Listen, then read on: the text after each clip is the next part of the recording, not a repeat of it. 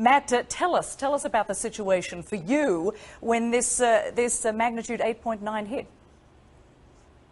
Well, it was absolutely unlike anything I've ever experienced before. I've been living here for 8 years now, and this was quite simply the biggest, longest-lasting earthquake I've ever experienced here. And that's it, because Kyung La, our reporter there, was saying she thought it was 4 to 5 minutes. Was that your sense as well? Oh, yes. The ground was rolling for an extended period of time. I wasn't exactly sure what to do or where to go. I'd never been prepared for anything like this. My wife and I stood outside and basically held on to the outside of our house. You couldn't even stand up. I mean, literally at the peak of these waves that were washing over the ground, you literally could not stay on your feet. You had to kind of crouch down in a ball or put your back against something so you didn't fall.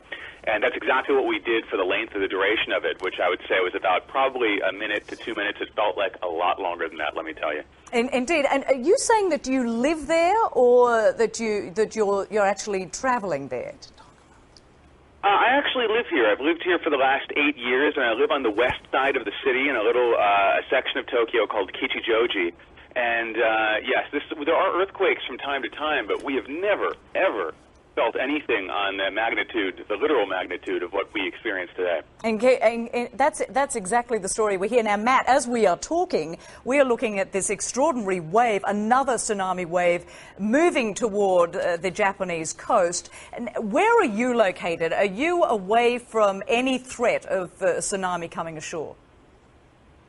Yes, we're very fortunate to be located quite far inland. Of course, there's some rivers and streams around here, but those aren't being affected by the tsunami. We're kind of, I would say, a good 10 to 15 miles away from the coastline, so we don't have to really worry about that where we are. But with the footage that we're seeing, the video that we're seeing on the television screens is just, it's absolutely, it's heart-wrenching, actually, because you know that probably a lot of those people did not have a chance to evacuate before the wave hit, even though they were telling people you need to get away from the shorelines, you need to get away from the water.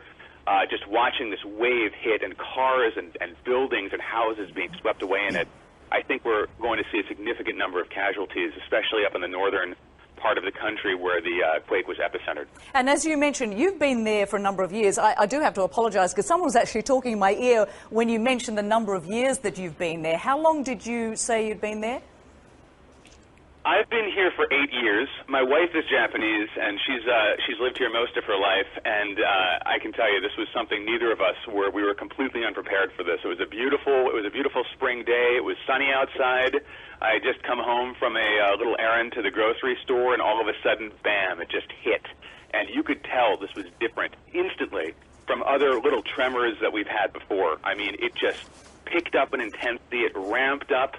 The gentle shaking, and things started coming off the shelves, things started falling off our desks, and you could hear this strange, eerie creaking sound of all of the buildings all around us as they were kind of shaken by this, by the tremor of the ground. And it was something I hope I never have to hear again, but unfortunately we keep getting aftershocks.